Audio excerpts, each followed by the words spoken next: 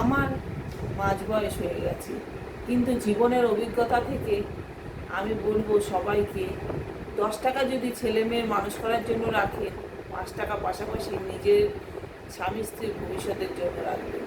কারণ যে ছেলে মেয়েকে আপনারা মানুষ করছেন, এটা দায়িত্ব কর্তব্য।